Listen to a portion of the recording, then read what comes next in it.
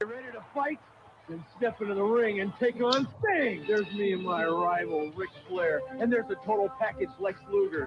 Check out the toughest tag team around, the Steiner Brothers. These WCW action figures are just as tough and as mean as we are. Rick goes for the knee drop. And Sting is safe. Oh, he's going to finish him off with the body slam. The WCW wrestlers each sold separately from Galoob. I dare anybody to take us on. There you have it. What's good, people? What's good? It's your boy Mike Sears. Gotta love that old school wrestling fuck shit, man. That'll just get your fucking adrenaline going. Oh, yeah. It's your boy Mike Sears, P Club Podcast. Here with my Goons Clout Gallery brother, Jokerz Gallery. And we just did the top 10 WWF Hasbro figures, man. And we're doing their little brother, the WCW Galoob figures, man. Top 5. And these figures mean a lot to me, just as much as the Hasbros, man. And I remember the first time I seen these, that commercial, Saturday night TBS. Was it 7:30? Eastern Standard Time, like Dustin Rhodes would call it the mothership. 5:05. 5:05, yeah. It was 6:05 your time. 6:05 my time, yeah. The mothership this evening, Yep. All that shit. And I seen that because when you're a kid, you have the Hasbros, right? And you want a representation of the WCW guys. Because my uncle put me on WCW early. I mean, he was showing me NWA shit. Ric Flair against Holly Ray, Stockade, 84, I believe. I was early on. So then I wanted figures of them then. You know what I'm saying? So, once I seen that commercial, it was at nighttime. My uncle came out with my mom somewhere, and he came home with Sting and Ric Flair. And they were like mini LJNs, but just more of a hard plastic / rubber. And I fell in love with them instantly. The line lasted from 1990 to 1991. The second series only being in UK, which sucks. I want to get them one day. But, yeah, man, just phenomenal line, man. How did you discover these figures, Brandon? Same way, I was a WCW fan / NWA fan as long as WWF, so I always wanted that. I wanted a Ric Flair figure. I wanted a Sting figure and shit like that. So I watching the TBS programming and seen a commercial for them. I remember they were doing commercials for Ruse. Remember those shoes that had pockets in them? Rick Steiner was doing commercials for them around that time as well. But there was also the WCW figure commercial that you just showed, and I seen that. And as soon as I seen that, I started calling the local department store, seeing if anybody had them. Oh yeah. They were harder to find, I think, even than the Hasbros, because WCW was kind of more of like a southern local territory. So I don't think they produced the numbers that WWF did. So it was harder for me to find than even especially more than the Series 1 of Hasbro. Series 1 Hasbro, I think anybody that wanted them was able to find them. But Series 1 of Galoob, I had to look for them. Probably took me 4 or 5 weeks before I could find them all. Yeah, shout out to my cousin Jared. He's married into the family. He gave me Flying Brian because I couldn't find him nowhere. You know what I'm saying? Yo. At all. Period. He's rumored to be the shortest print of them. I think it's him and Tom Zink are supposed to are the two shortest print. Z-Man. But you could find Tom Zink because nobody liked Tom Zink. Brian Pillman was like the most popular cruiserweight dude on WCW at the time, so you couldn't find him. Awesome ass figure right there. So top 5 WCW Galoob figures, man. So coming in number 5, man, a lot of people don't like this guy. I don't know why. I love him. I'm talking about the total package. Lex Luger. Not the amazing pose, but when you're a child, he punches like this, and I just love Luger, man. He could DDT the hell out of somebody with that. Yeah, that's double DDT, boom. But around this time, I believe he was a heel. Oh, it might have been. No, I think it was a babyface going into being a heel, and then getting the title, feuding with Ron Simmons and shit like that. But I was a big fucking like this is like if you know Macho and Hogan, like, that's what Sting and Luger was like. You know what I'm saying to me? And I Yep. love Lex Luger, man. The total package. Not one paint chip on this figure. This is a perfect figure. Love it. Yeah. You know, he doesn't have the amazing pose, but I still love his figure, man. So my number 5, the total package, Lex Luger. I think now would be a good time to talk about probably what people would say is the biggest flaw of Galoob's, or some of them are hard to play with, like that Luger. The worst one by far is Ron Simmons. You can't do anything with Ron Simmons. He's got one arm stuck to his chest and one arm like doing like a fucking like bicep flex. Like, how the fuck are you supposed to wrestle with that shit? And he's rocking fucking purple sweatpants. Yeah, he's got sweatpants on, like Butch Reed does too. Butch Reed's rocking like Nike. One of them's rocking Nikes, like the early series. Like they're legit got Nike swooshes on their shoes, and they ended up taking those off because Nike tried to sue them. Yeah, I think it's Butch Reed that got the Nike joints. Yeah, they showed up for their reference pictures. They didn't bring their gear, so like their reference pictures, everybody else brought that gear that they wore. And Doom didn't know to bring their gear, so they were literally just wearing like the shit they wore to the studio that day and got pictures taken, and that's how they made those figures. Yep, no black tights. No, nothing. That'd have been so dope if they had the mask too. Yeah, like Doom with the mask, man, were fucking awesome. They were like the closest thing to Legion of Doom. Like everybody says that fucking Demolition was, but I think Doom was the closest ones to the scary version of the Road Warriors. Whenever they had Teddy Long and the mask, like they fucking people were scared of them dudes. It was dope. I love Doom. I wish I had better figures. Yeah, that Ron Simmons, like I said, it's good now if you just want to set it up on the shelf, but trying to play with that motherfucker, you could do anything. And he was a world champion, like you're talking about. Shortly after that's made, you can't even use the fucking world champion at WCW because his figure's so shitty. Yeah, it wasn't good. I moved up to my 5 spot, probably the most classic, legendary figure of the whole line, a man called Sting. He's got to be in the top 5. Whenever that era was going on, it was like Sting and Ultimate Warrior were the 2 biggest fucking names in the wrestling universe. So to be able to have Sting versus Ultimate Warrior, or Sting tagging up with the Ultimate Warrior in your figure fed, because we didn't talk about that really. Galoob's are damn near the same exact size as Hasbro's, so you can just add them right to your figure fed. Like I remember getting that first wave of WCW figures is what allowed me to finally have a Royal Rumble with 30 wrestlers, because all of a sudden I've got like 8 dudes just thrown in, so it knocked me up to the amount of having over 30 fucking figures to have like a Royal Rumble. So that's what I always think about Hasbro and Galoob, damn near the same, because I played with them in the same figure fed. I always dug that they came with a belt. Talked about it on the Hasbro episode. That's what I ended up using as my tag titles, were the WCW belts, because literally every figure came with a belt, which is pretty dope. Every figure had a gold belt. Yep. They were supposed to be a lot better than what they were. If anybody wants to go back and watch the commercial that Mike played, if you pay attention to them, the belts are like gold plated on the commercial.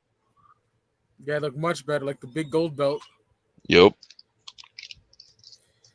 And Sting, man, what a figure. Yeah, iconic Sting too. It's like Surfer Sting. Yeah, my favorite. I know Crow Sting's amazing, but yep, that's the belt, ladies and gentlemen. Yep.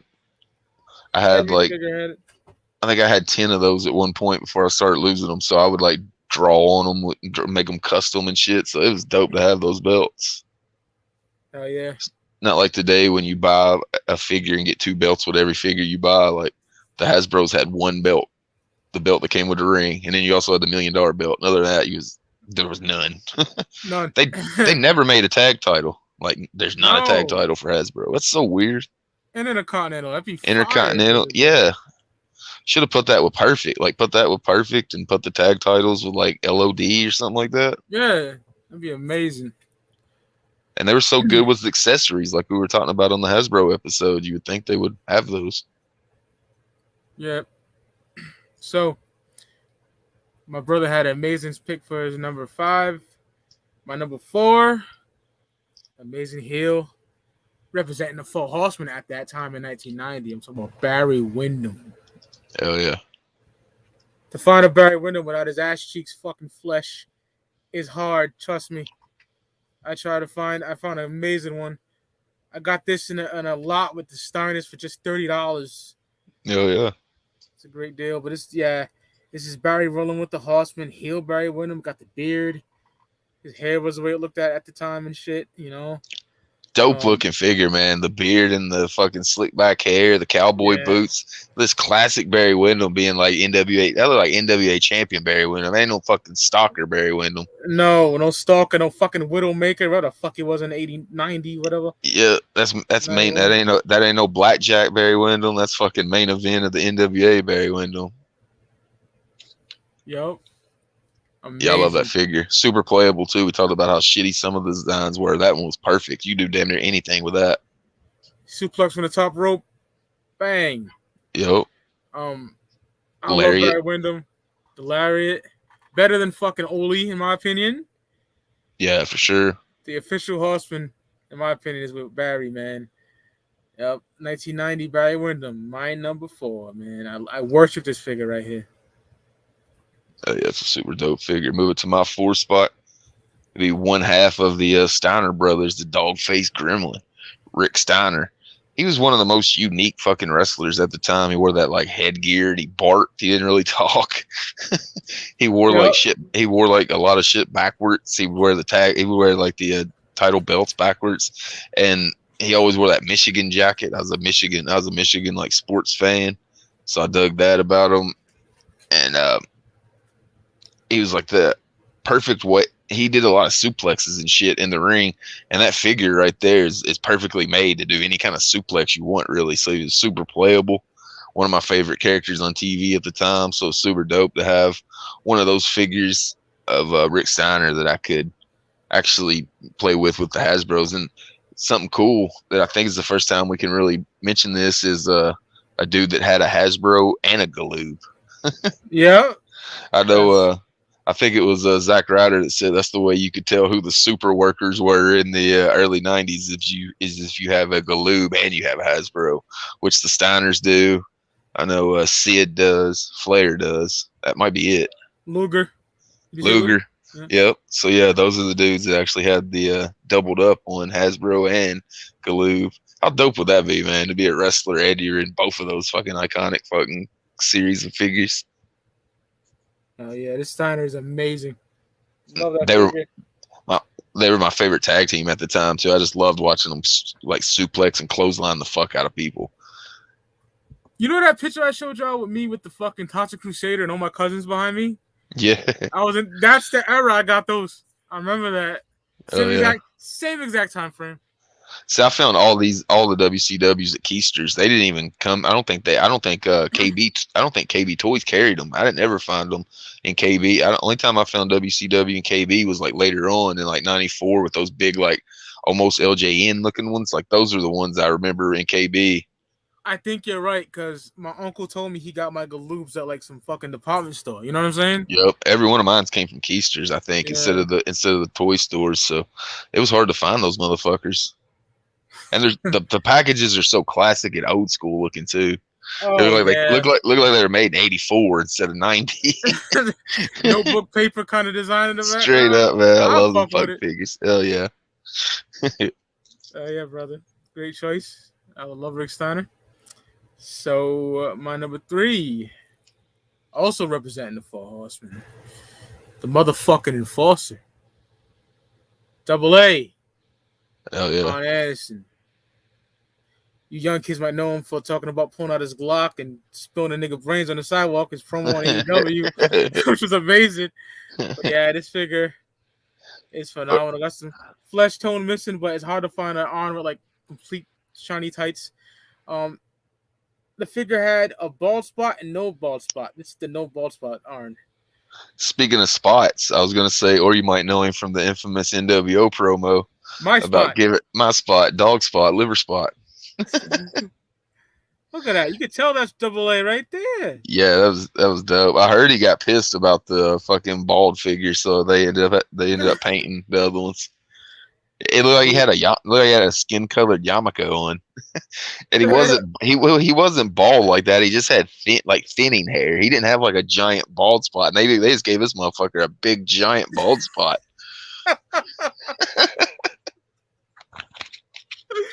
I'd be salty too. Like, the figure's perfect. You could do the AA fucking spine buster, perfect for it. Yep, straight up. I played with him a lot in the back seat. Like my granddad, RIP, he would love go to scratch tickets, lottery tickets, buying them up, and we would go to Tiverton, Rhode Island, a little bit far away from me, and I would have him in the back seat playing with him, man, along with Flair and Sting and shit. Yep. Amazing figure. AA on Anderson, the best on Anderson figure. Yeah, I know there's Mattels and all that shit, but it don't beat this. That pose is amazing. Yeah, classic Arn too. And it came out in the era, the best era when he was one of the top 5 workers on the entire planet. Absolutely. So Arn Anderson, 1990 Galoob figure, man, at my number 3. My number 3 spot, I got to complete the tag team with the Steiner brothers, so it's got to be Scott Steiner. And the first time I seen Scott Steiner, be it in Owensboro, the Memphis Wrestling would come there, and I think it was about 88, 89. This just super fucking jack dude showed up and was fucking power bombing and fucking flipping these 40-year-old, 300-pound dudes that didn't know how to wrestle on their head, and I was amazed by it. And then he showed up in WCW and started teaming up with Rick Steiner, and it was over. That dude was the best worker in the ring, and he was jacked like Ultimate Warrior or like Ultimate Warrior Hogan or somebody like that, but the motherfucker wrestled like Rey Mysterio. It's fucking crazy. He's like one of the best wrestlers in the world at that time, so he had a super main event run in my figure fed, so I gotta get Scott Steiner up there. I put him at the 3 spot. Oh yeah, brother, amazing. It was cool to have Rick and Scott to be able to go against like Demolition and LOD and shit like that. Like you could finally have those fantasy tag team warfare, because I'm a big fan of tag team wrestling as I am of singles wrestling. So those tag teams were always special to me. It's a comparison, it can happen. Oh yeah, for sure. But I played with him a lot. Love Scott Steiner along with Rick. He's basically built like Barry Windham, just kind of, but the way he's standing, so you can do anything you want with him. So, my boy Brandon got the ill list. My number 2, one of the top 2 figures. At this time, I love this guy just as much as I love Hogan. Just as much as I love Warrior, Randy, Jake the Snake, you name it. The man called Sting, people. Hell yeah. Absolutely incredible figure. It's Sting. The likeness is phenomenal. When I seen him pop out that commercial, I wanted his figure bad. Amazing for the Stinger splash. Perfect figure. Perfect play pose. Perfect likeness. It came out in that era that Sting had just started to pop too. Like he joined the Horsemen, and the Horsemen turned on him, and then him and Flair had that fucking 60-minute time limit match. Yeah, he was heading up to be like, and then he got hurt. Unfortunately, was put on hold for like a year. But then, like once he hit, man, he was like you talked about. He was as big as Warrior and Hogan. He was as big as they were in WCW. Yeah, he was. Sting and Warrior. At least for me, I don't know about a nationwide level, but he was right up there. Like in my top 3, it would be Sting, Warrior, and Hogan. He won the belt in 1990, Great American Bash, the same year as Warrior won the belt in 1990 at Mania 6. Amazing. And worship Stinger. He's the best wrestler of the 3 of them by far, too. Going just in-ring work, like he's by far the best of those 3. He's so unique. The way he punched, Sting was amazing. Before he had that leg injury, he could fly too. That Stinger splash, man, it would look like he was going to jump over the fucking turnbuckle. He would fly so high. He was quick too. Once he got hurt, he lost that quick twitch, which really made him fucking stand out athletically. And then he became more about a character when he became the Crow Sting. I prefer Surfer Sting all fucking day. It makes me sad. It makes me sad just looking at this, Brandon, because they don't get the recognition they deserve. That's why we're doing this, man. Top 5 WCW Galoob figures. My number 2, Sting. Amazing. This is like the Gorilla Press Hogan, like a pinnacle of my childhood, hands down, bro. Yeah, that's the iconic figure of the Galoobs, I would say. Yeah. When you think of Galoob, Sting, that and with those blue trunks is definitely what I think of, because we haven't mentioned really the variations. There's a pink trunk. There's I think there's a black trunk, and then there's the one where he's got like the entrance gear, which is super dope. Bro, it would suck to play with, but it's super cool looking. Yo, Brandon, I want all of those. I'm gonna get them. I'm vouched to get them, bro. I seen Zack Ryder had that fucking Ricky Morton, and Rock and Roll Express is probably one of my top 3 favorite tag teams. I've seen them live at least probably 75 matches, and I've seen them. And man, if they would have put him and Robert Gibson out, I would probably pay like whatever to get them, because they don't really have. They put out those 1 figures of them, and they were fucked up. Like they had the name, like the faces and names were reversed for the Rock and Roll Express, so they don't even have good figures. So it would have been super dope if they'd have made Robert Gibson at that time too. Dustin Rhodes, they had a Dustin Rhodes figure that was only available overseas. Elegante, Fabulous Freebirds with Jimmy Garvin and Michael Hayes. Yo, I've seen a PN News, like it was a promo. They never got produced, but I think Matt Cardona has it. Diamond Stud too. Yo, yeah, that's like basically almost the Razor Ramon. Like if you didn't have you talking about wanting the Razor Ramon, if you'd have had fucking Diamond Stud, you fucking would have had Razor Ramon in your Fed before that figure even came out. It basically looks just like them. It does. Imagine if Galoob lasted to like, I don't know, 96. We would have the Outsiders and Hollywood Hogan, bro. And like Harlem Heat, Chris Benoit, Ultimate Dragon. Oh my God. Yeah, that'd been fresh, man. Like, I think Galoob did their job pretty well. I'm surprised they only had the amount they did. I'll move it up to my 2 spot. We already talked about them. It's probably my favorite figure look wise. Like I said already, Barry Windham.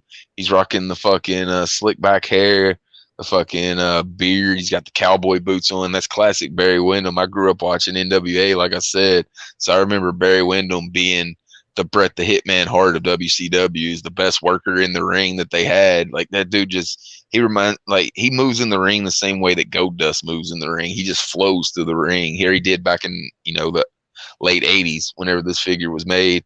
And so I always dug Barry Windham, and then this figure came out and it's got that cool ass look and it's super playable. So he was always either like intercontinental level or like threatening fucking or feuding with like Ultimate Warrior for the world title in my figure fed. So I gotta have Windham in my top 5. So he's at the 2 spot. Oh yeah. He's always part of the 4 horsemen in my fucking fig fed as well. Amazing figure. So we number 1, people. Number 1. This is maybe a stretch to some of you fucking like, Mattel Elite marks. But this quite possibly, along with Shawn Michaels, Razor Ramon, top 3 wrestling figure of all time. That's how much I love this. We're talking about from Charlotte, North Carolina, the Nature Boy Ric Flair. The Nature Boy. That's my number 1 as well. Woo! Oh, tag team. Yeah. This figure is absolutely phenomenal. RF on the boots, RF on the trunks. His knee pads, exactly how he wears them. Exactly. You can do the fucking, the bumps of the rope in the knee. Yep. Everything's perfect about the chop. This figure is perfect. And absolutely. His legs are angled just enough to where you could like do the spin for the figure 4 and just drop down. Like you could even do the figure 4 with him because they put like the little like angle on that leg. Yep, there you go. Woo! And right there you got the figure 4. Yeah, best figure from Galoob, best Ric Flair from that era, because I didn't like the Hasbro Ric Flair. Oh, hell no. So to have this Ric Flair was fucking dope. I played with him so much, man, with Sting. Like I said about Macho Man, I took him everywhere. You know, it's on my top 3 figures of all time, not just wrestling. Figures, period. Yep, on my figure fed, it was always like Flair feuding with Hogan or Warrior. It was all Flair was like the main heel of my figure fed forever, and it was always that figure. It wasn't the fucking Hasbro, which is, you know, as much as we love Hasbro, it's fucking rare to hear us say that you like a Galoob figure better. But I like the Galoob Flair better, and I like the Galoob Steiners better. Hell yeah! And I like the Galoob Sid better because it's big. Ooh, like the other Sid. The other Sid's kind of small. That Sid, the Galoob Sid is way better. I agree. Yeah, our number 1, that same number 1, man. And like I said, Brandon, I had Steiners, but I was like, because it did come in a double pack. Yep, straight up. But I had to put Luger there because our list would have been the exact same. Hell yeah. Yeah, I bought my Steiners separately, so I put them on the list separately. But yeah, the Doom had a 2-pack. Flair and Arn had a 2-pack. Yep. And the Steiners had a 2-pack. And also I think Z-Man and Pillman had a 2-pack, if I remember correctly. Yeah. They were actually a tag back then, but man, top 5 WCW Galoob figures right there. Honorable mentions for me would be Steiners, Flying Brian, and that's it. Really? Yeah, Flying Brian and Sid for me. Always dug Sid because I had him in the 4 Horsemen with Arn and Flair and whoever was like the rotating 4th member I had going in and out. Not a lot to pick from honorable mentions because, like we said, there's not a lot of the figures. What is there, like 12 total? Yeah, 12. Not counting the alternate versions and the ones only available in the UK and shit. I was thinking, since there wasn't very many, a good question would be, what figures did you use in your fig fed for like jobbers or just other figures that weren't wrestling figures? Did you use like anything besides wrestling figures in your fig fed? Yeah, I use this GW Bridge from X-Force as a job guy. Some random fucking black dude getting jobbed out. That little kid from Jack Ryder talked about it. Matt Cardona. Yeah. The little Last Action Hero, the little boy. Straight up, yeah. Beat his fucking ass. And Bob from fucking Batman. Straight up, that's on my list. Bob the Goon was my main jobber. Like whenever somebody came in the first week, whatever they're gonna beat somebody down, it was Bob the Goon. That's great. That's awesome because he looked like a jobber, man. He had the big like bald spot. Was rocking some fucking like jobber fucking gear, nondescript. Oh shit! There's brother right there. There I am. Like, I think it's Christmas '90. Like opening fucking. That's the Hasbro ring down there. There's some kind of like wrestling fucking video game up on the tree, like a wristwatch video game. I'm not even sure. It's got Hogan on it, yeah, but I'm not even sure what it is really. I remember like it, but I don't remember it being Hogan. But yeah, always getting wrestling shit. Got some Batman shit on there, some Spy Tech. I think it's like an NBA poster in the background. It's a dope ass Christmas. Fuck yeah. The Batman '89, I had a lot of those shits too, man. A lot of I think I think I got those in '89. I think I got those for Christmas '89, and I think this is Christmas '90 where I'm getting like, I think that's like a fucking like a battering type fucking thing. I think I got the figures the year before. I was all about Batman, and from like '89 to like '92. Oh hell yeah! I had to show that. I wanted to show that for the Hasbro one, but didn't figure it out till now. But there you go. Got the fresh ass lines in my hair. Yeah. That shit is fresh. Some of the other figures I had that I used for like jobbers, I had the Secret War Spider-Man, so I used him as like a luchador character. He just looked like a fucking generic luchador. So he was like black one or the regular Spidey? Yeah, the black one. Yeah. So he just looked like, he didn't look like Spider-Man. He just looked like a fucking, luchador dude. So I used him as like my cruiserweight jobber. I had the Terminator 2 skeleton, like the one that's just like the robot skeleton. I had that. $1 Million Man. Speaking of loving Fred DiBiase gimmick, like the $1 Million Man built T2 to take out Hulk Hogan in my head. He paid for it. Oh shit! That's some Dusty Rhodes booking right there. Straight up. They fucking dope though. And then the last one I have is Chuck Norris. Like he had like a set of action figures. Yeah, It's the one where he's wearing like white and blue ninja gear, and that shit is fire. for some reason I called him Elegante, and he is Elegante in my Fed because he was way bigger than everybody else. I had those figures too. It was dope ass figures, man. I had a sumo, and mad different versions of Chuck Norris and some ninja guy, I think too. Yep, this one was like white and blue fucking ninja gear, but he had like Chuck Norris. He didn't have a ninja mask on; it was just Chuck Norris head. Yeah, I know exactly what you're talking about, brother. I know exactly what you're talking about. I had those. And he was bad taller than everybody, so he was Elegante, even though he had bright red hair. There is Elegante too, but he's a UK exclusive. Did you ever do like any kind of unique matches or anything? Like I would have first blood matches of like washable Crayola markers. Same. I remember one time I had fake blood that wouldn't come out for some reason, man. Oh shit! It was on this is different figures. I think it was like the Stan Hansen Remco, and you can see the red all in his fucking face. I think I remember doing that. I think it's just those figures. I think it bleeds into that fucking material. Yeah, that no matter what it is, because all my figures from AWA had like a red tint to them from First Blood matches. It looked like wrestlers how they have all those fucking scars on their head. All my wrestling figures had like red fucking tint to them from the First Blood. I would do hair matches too. If I had like a figure that had black hair, I would like do a hair versus hair match, and then whoever lost, I would literally just take a thing of sandpaper and scrape it down to where like it like took the color off of their hair and it looked like they were bald. And I just paint it back with some black. That's why I always use like to lose a hair versus hair match, you had to have black hair. Yeah. Oh man, I did a lot of 6-man tags. I remember doing. Of course, the regular Royal Rumbles and stuff like that, Battle Royals. How'd you do the Battle Royals? Did you like have the numbers set out, or did you just put the pile beside you and pick randomly without looking? On some nerd shit, the fucking writing them down. Oh shit! So you had them written down? Yeah, I knew who was gonna be the final four, but I would pick from behind my back, like surprise style, just to keep it, I guess, interesting to myself. But I always knew like the four at the end who was going to be there or whatever. Amazing times, brother. Thank you so much for doing this with me, Jokerz Gallery. Hell yeah, man. That shit was dope.